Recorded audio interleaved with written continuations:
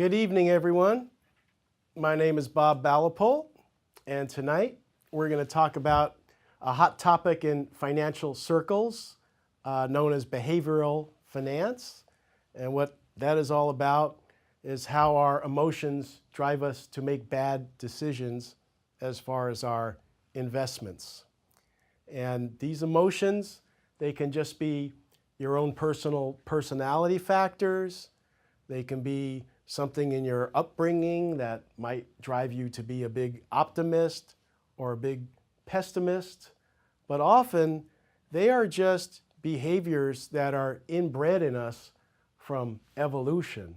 So we may have some instincts that served us well when we were roaming the Serengeti as hunter-gatherers, but these instincts can work against us when we're making investments, because I don't think investing is something where you want to go with your gut or make a flash judgment. It's more where you want to be rational and sober and patient.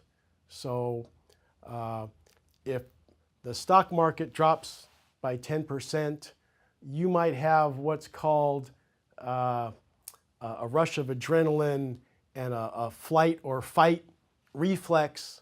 And if you were a monkey in the jungle and you saw a tiger, that might be a life-saving reflex. But as an investor, that could be a portfolio killing reflex. So let's get into this list of instinctive behaviors that will actually work against you, in hopes that by recognizing them, you can set out to control them. The first one I call picking flowers and watering your weeds. There's mental accounting. There's overconfidence. There's becoming master of your environment. There's something called representativeness. There's cognitive errors, home bias, chasing returns, being paralyzed by indecision, anchoring, myopic loss aversion, and emotional catering, availability bias, rules of thumb, and herd instinct. So let's get into it. The first one I mentioned, picking your flowers, that was a phrase coined by Peter Lynch of Magellan Fund. And he noticed that when people have gains, they're very quick to jump on their profit and take their profit and sell it. Yet when they have a loss, they tend to wait forever. They don't want to take that loss. That's a disease called get-even-itis. And so if you operate in this manner, selling your winners very quickly and holding on to your losers forever, it's kind of inevitable that you're going to end up with a portfolio full of losers. So one way to maybe fix this behavior is to just realize that once something's gone down, I mean, you've already lost value. And don't fool yourself into thinking there's no loss unless you sell it, right? Because the number on the page is what the number on the page is. Number two, mental accounting. Let me give you an example. I have clients who come to me who say, I need to have investments that create a lot of income because I don't want to touch my investment. I want to leave it there. So I need that income. Well, that's an example of mental accounting, because I just tell them, hey, a dollar's a dollar. And if the stock goes up in value, that's as good as if you got paid a dividend. But no, people like to divvy up income or money into different little categories. Now, if you do that, you'll end up not investing in a lot of possibly great investments just because they don't pay a dividend. Number three is overconfidence. We're all guilty of that. I like to give the example, they've given surveys to people, how do you rate yourself as a driver? Everybody, it seems, rates themselves as an above average driver. Now, why is that? It's because when you're out on the road, the bad drivers attract your attention, and the good drivers, all the good drivers, do not attract your attention. They're behaving themselves, so they're more or less invisible. So you come away with the idea that there's a lot of bad drivers out there, but it's not true. So it's the same thing in investments. You might flatter yourself that you're some investment genius, and maybe you are compared to the guy who delivers your pizza, but you don't realize that there are some people who are probably 10 times smarter than you that you're going up against when you invest. Okay. Another phenomena is this desire to master our environment, to do something. And you find this in day traders, and it's not surprising that something like 95% of the day traders are males, young males in their 20s, because these are the people who have some instinctive need to go out and conquer the world and master their environment. So it's something that can work against you. Another emotional behavior, we call it representativeness. And that is believing that something will continue just because you've seen it happen in the past. So usually when you make an investment, you'll see a disclosure that says past performance is no guarantee of future results. And that's very true. And sometimes, you know, past performance might be all you have to rely on, but don't fool yourself into thinking that past trends will always continue. The next category is called cognitive errors. These are simply wrong-headed ideas. For instance, the idea that a great company is automatically a great investment.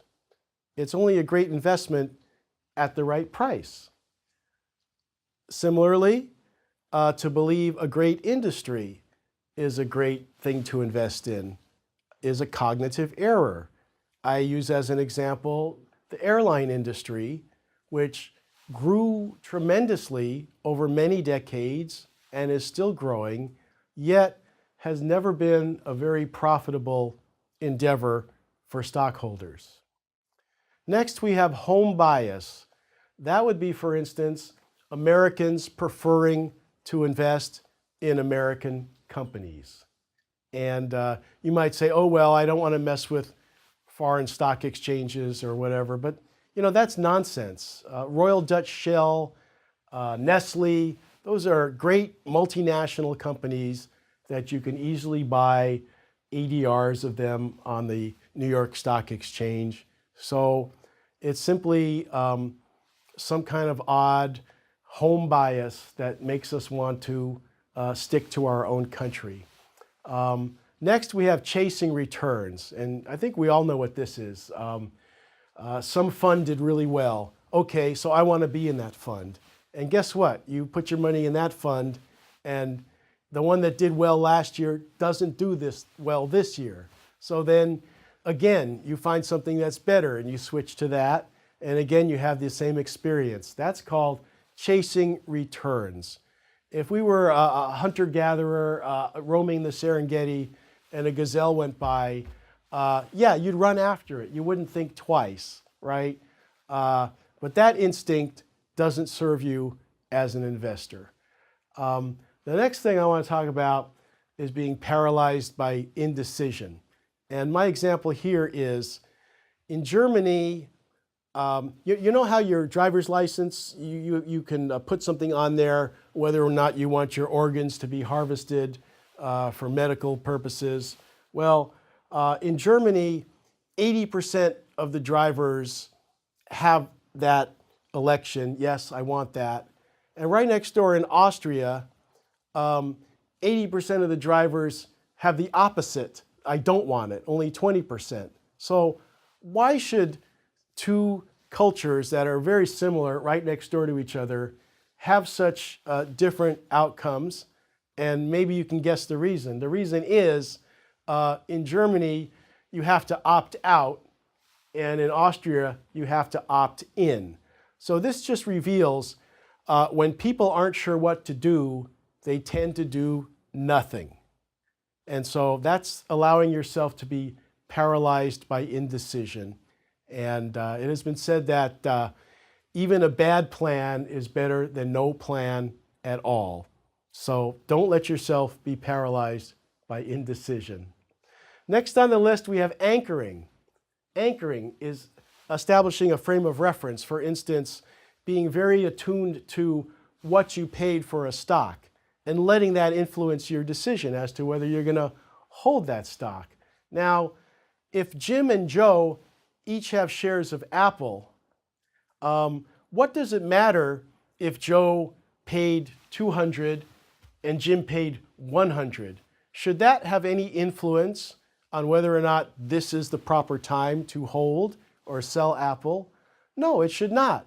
The stock market doesn't care what you paid for a stock, but you did. Now, I understand if you're holding shares in a taxable account that you have to consider what you paid and what your gain is going to be, all of that. Okay, but I'm saying you're much better off if you can manage to kind of forget that and not let it influence your decision. And many of us have the bulk of our investments in retirement accounts anyway, where we don't pay any tax. So I'm just saying, if you retain that piece of information in your head, what you paid for something, that is some useless information that's in the past that can only serve to cloud your decision-making ability. That's anchoring. Next, myopic loss aversion. Myopic means nearsighted. It means you're focusing on the short term. And loss aversion means you don't want to lose money. So a lot of people avoid any kind of investments that are going to give them some kind of loss in the short term. And I give a whole nother lecture about how people are scared out of stocks by the ups and downs when they would really be better served if they were just willing to hang in there and ride it out. That's called myopic loss aversion. And another thing that trips you up is something called the recency effect. And that means we're much more affected by things that happened recently than things that happened a long time ago. So we've had some real dislocations in the stock market in 2008, in year 2000, and some people are far too influenced by what's happening right now or in the near past, and they forget the sweep of history and what that can teach us. Next thing I want to talk about is emotional catering. And that's not a problem that you may have, but it's a problem that your investment professional may have.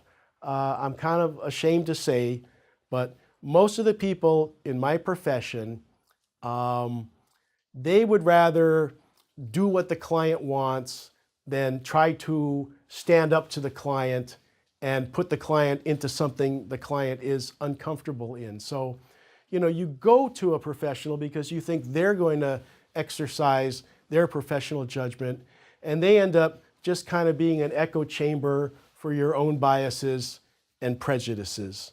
And this brings up another thing called shadow indexing, and that is when a professional has you into so many stocks or mutual funds that you're pretty much going to do the same as the broad stock market, minus that person's fees.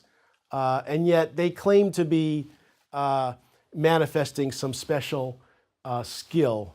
But, if you hold mutual funds, each one with 100 stocks in those funds, there's very little chance that your results are going to diverge much from the S&P 500 or the broad market. Next, we have availability bias. That just means that you're going to focus on the information that's easily available, and you're going to disregard what could be critical information, but it's just not available. And so the media is a good example right now. What are we talking about in the media? We're talking about the election, we're talking about whether China is going to have a hard landing. But, we're talking about oil prices. We're talking about the Fed. But, what happened to last year's important issues? Like maybe last year everybody was focused on Greece. And now the Greek debt problem no longer seems to be the most important thing. Let's see, what would be another example? Oh, I remember last year everybody was upset about the deficit, and is Congress going to shut the country down, and the big looming debt problem. And all of a sudden, people aren't talking about that today. So that's availability bias. Next, we have rules of thumb. And I admit that, I use these from time to time, but using rules of thumb is kind of a lazy man's way. It kind of interferes with you doing the real high-level kind of original thought that is required to do well in the stock market. And the last thing I want to mention is something called herd instinct. And that's, again, if we go back to Africa and the lions are circling, there's safety in numbers. You want to follow that herd instinct. But today, just because everybody's talking about Netflix or Facebook or Apple doesn't mean you're necessarily better off following the crowd. In fact, in investing, you're usually better off being a contrarian and going against the crowd. So let me just recap all these things I talked about. I talked about picking your flowers and watering your weeds, mental accounting, overconfidence, mastering your environment, representativeness, cognitive errors, home bias, chasing returns, being paralyzed by indecision, anchoring, myopic loss aversion, emotional catering, availability bias, rules of thumb, and finally, herd instinct. So in closing, I just want to say, in investing, there's a lot of things beyond your control. The one thing you can control is yourself. So take those thoughts with you and try to be logical, rational, and try to be aware of when your emotions and your instincts are leading you in the wrong direction. Thank you very much.